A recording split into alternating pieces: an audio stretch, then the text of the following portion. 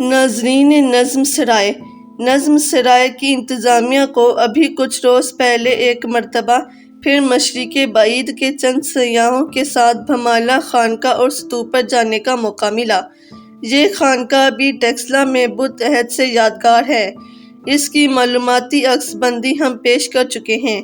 اب کے مرتبہ یہاں گھومتے ہوئے نظم سرائے کے منتظم اعلیٰ جناب طالب انصاری پر نظم کا ورود ہونے لگا۔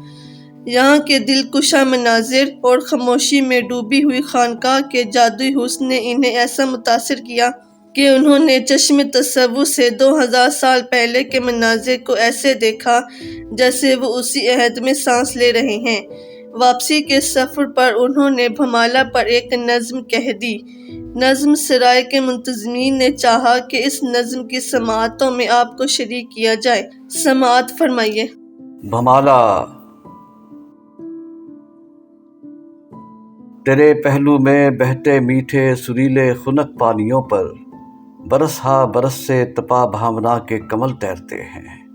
یہ ڈھلوانی رستے محبت کا تیرتھ ہوں جیسے، پرندوں کی چہکار سے لگ رہا ہے یہاں گوتما کے مواعظ ابھی تک سماعت میں نروان کی راگنی گھولتے ہیں۔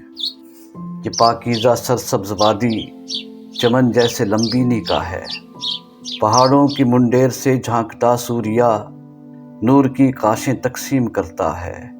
اجلا سویرا مہا مایا کی گود میں روشنی ڈالتا ہے، ہروں کی خاموشی سے بہتی ہوئی لہریں لگتا ہے ایسے یہ روہنی ندی ہے۔ یہ جنگل اراول کا جنگل ہے گویا، جہاں پر مہا آتما کی کرامت سے کیشپ نے مکتی کا پتھ پا لیا تھا۔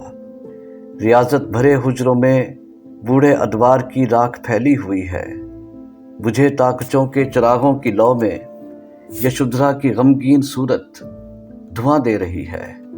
یہ جو چار جانب امڑتی ہوئی تتلیاں ہیں، گرینڈے کے پھولوں میں راہل کا بچپنا ڈھونڈتی ہیں۔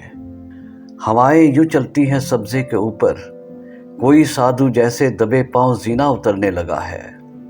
بھمالہ مگر یہ جو زینہ تیرے چھیتیے کی بلندی کو چھوتا ہوا سنگی زینہ کئی صدیوں کی سانسیں بھرتا ہوا ہانپتا ہے، بدلتے زمانے کی نئے رنگیاں دیکھ کر کانپتا ہے۔